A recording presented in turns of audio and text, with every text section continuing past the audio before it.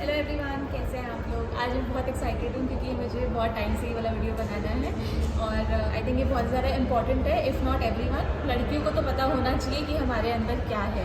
ठीक है, तो आज हम लोग बात करेंगे कि बेसिकली हमारे में क्या क्या ऑर्गन्स हैं और हर महीने जो हमारा महीना आता है वो क्यों और कैसे आता है। ठीक है, तो स्टार्टिंग में हम ये वाला फ़ोटो देखेंगे। काफ़ी कॉम्प्लिकेटेड लग रहा है ना, इसको हटा देते हैं। हम एक सिंपल फ़ोटो से शुरू करेंगे जो हम खुद बना सकते हैं और खुद समझ सकते हैं कि हम क्या, हमारे अंदर क्या है। ठीक है, तो स्टार्ट करते हैं। तो ये हमारा जो डायग्राम है ये बेसिक हमारी बच्चादानी है।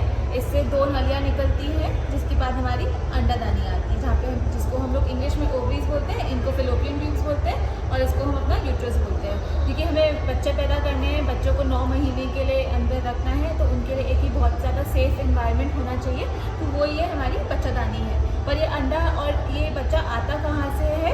ये हमारा अंडादानी में से एक अंडा हर महीने एक निकलता है, फिर वो ट्यूब्स में जाता है, ट्यूब्स में वो हमारे स्पर्म से मिलता है, वहाँ पे फर्टिलाइज होता है और फिर बच्चादानी में आके वो ठहरता है। ठीक है, ठीक है। तो अभी हम थोड़ा सा महीने का सीखते हैं। जैसे हम लोग स्टार्टिंग हमारा महीना होता है जिस दिन हमारी ब्लीडिंग शुरू होती है, जैसे दिन खून जाना शुरू होता है, क्योंकि उस दिन हमारा क्या होता है, जो भी हमारे बच्चेदानी ने प्रिपेयर किया होता है कि बच्चा आके यहाँ पे ठहरेगा, वो सब कुछ टूट टूट के बाहर निकलता रहता है। तो वो मोस्टली रेगुलरली साइकिल में और एक नॉर्मल साइकिल में 3 से 5 दिन होना चाहिए, 2 से 3 पैड सोकिंग होने चाहिए। ये हमारा नॉर्मल है।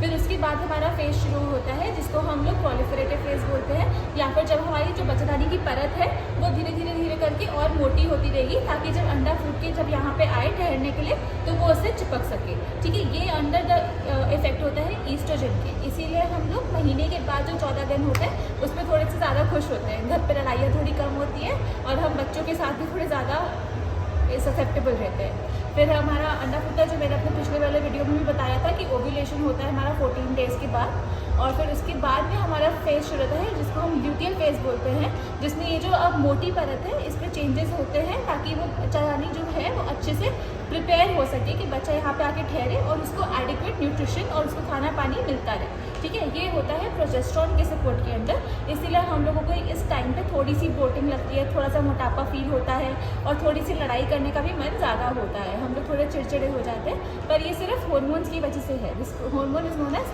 प्रोजेस्टेरॉन। जब ये होता है तो हमारे पीरियड नहीं आते और जब बढ़ के ये घट जाता है तो हमारे पीरियड आते हैं। इसीलिए हम लोग OCP पिल्स देते हैं, जो मैं अगले वीडियो में आपको एक्सप्लेन करूँगी कि वो उसका मैकेनिज्म क्या है।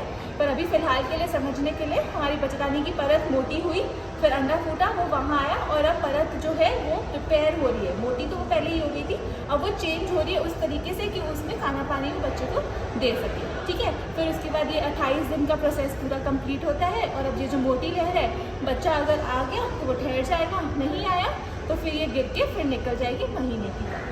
इतना ही सिंपल है, इतना कॉम्प्लिकेटेड नहीं है जितना हम लोगों को लगता है। बस हमें कभी ये इतने अच्छे से सिखाया नहीं गया है, इसलिए हम लोगों को शायद से ऐसा लगता है कि महीना पता नहीं ठीक है कि नहीं है, बट यही बेसिक है महीना आने का। अगर आप लोगों को कोई नई इन्फॉर्मेशन मिली है इस वीडियो में तो प्लीज़ लाइक कर देना, थोड़ा मोटिवेशन मिलता है वीडियो बनाने के लिए, और कमेंट और शेयर भी कर देना।